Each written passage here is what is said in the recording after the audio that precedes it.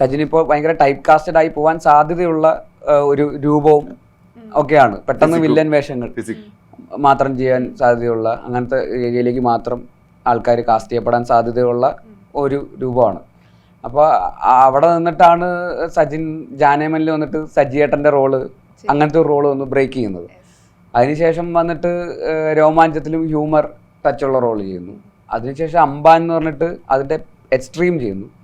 നേരെ ഇങ്ങോട്ട് വരുമ്പോൾ പെട്ടെന്ന് പൊന്മാനിലേക്ക് വരുമ്പോൾ മരിയാനോ എന്ന് പറയുന്ന ഭയങ്കര സീരിയസ് ആയിട്ടുള്ള ഹ്യൂമറിൻ്റെ അംശം പോലും ഇല്ലാത്തൊരു ക്യാരക്ടറിനെ വേറെ രീതിയിൽ പുൾ ഓഫ് ചെയ്യുന്നു. അപ്പോൾ ആ ചോയ്സസ് ഒക്കെ ഭയങ്കര ഇൻസ്പയറിംഗ് ആണ്. ആളുകളെ സ്ക്രീനിൽ പ്രേക്ഷകനെ ഇഷ്ടപ്പെടുത്തുക എന്നത്. അത് ചെറിയ സീനുകളാണെങ്കിൽ ഇപ്പോൾ 1-2 സീനുകളാണെങ്കിൽ പോലും എൻ്റർടൈൻ ചെയ്യിപ്പിക്കും. ഇപ്പോൾ ജാനേമനിലെ സീൻ തന്നെ വീണ്ടും പറയുമ്പോഴും ശരത് സഭയായിട്ടുള്ള കോമ്പിനേഷൻ, സജിയായിട്ട് ഇവിടെ സേഫ് അല്ല, എന്താടാ പറഞ്ഞ പ്രശ്നം എന്താ എന്നൊക്കെ ചോദിക്കണതിനൊക്കെ നമുക്ക് നമ്മളെ ചിരിപ്പിച്ചായിരുന്നു അല്ലേ. അപ്പോൾ ഒറ്റ സീനിൽ വന്നിട്ട് പോലും അല്ലെ ചെറിയൊരു റോള് ചെയ്തിട്ട് പോലും അത് ചിരിപ്പിക്കാൻ പറ്റുന്നുണ്ട്.